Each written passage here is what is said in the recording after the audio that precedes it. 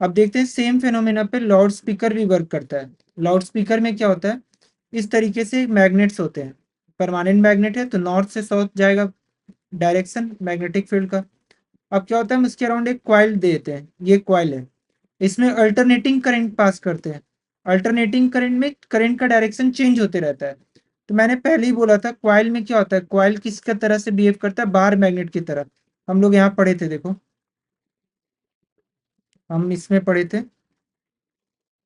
यहाँ पढ़े थे ना, ये सोलेनोइड जब क्वाइल ऐसे पास हो रहा है तो ये किसकी तरह बिहेव करता है, बार मैग्नेट की तरह। सेम बार मैग्नेट की तरह इसका नॉर्थ पोल होता है, साउथ पोल होता है। तो सेम यहाँ पे भी होता है। जब लाउड स्पीकर में क्या होता है, लाउड स्पीकर में जब करंट पास होता है तो ये बार मैग्नेट की तरह वर्क करता है, ये बार मैग्नेट की तरह वर्क करता है। अब बार मैग्नेट की तरह वर्क करता है तो क्या होता है, दो चीज क्रिएट होता है।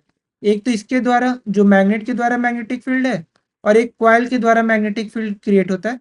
तो अब इसमें कैसे होता है, ये साउंड कैसे, ये जो डायफ्राम है ये कैसे मूव करता है, ये जो मूव करता है ना, ये बैक एंड फोर्थ मूव करता है।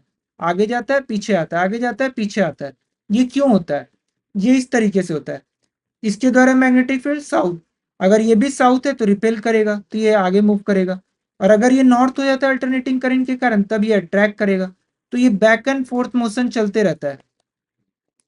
और बैक एंड फोर्थ से क्या होता है, साउंड प्रोड्यूस होता है। यही चीज हमारा साउंड प्रोड्यूस करता है,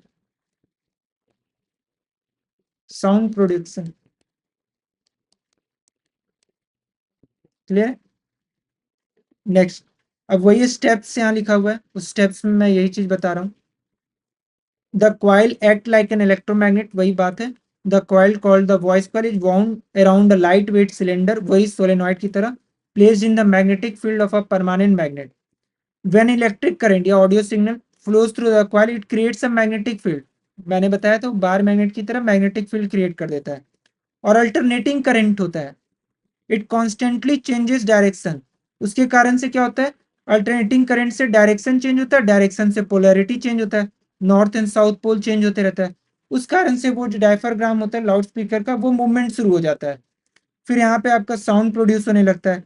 जब ये बैक एंड फोर्थ मूव होता है, इस कारण से यहाँ पे साउंड फिर प्रोडक्शन होने लगता है। अभी देखते हैं, फिर वहां यही बात कह रहा है स्टेप 3 में। The coil experience force due to the permanent magnet.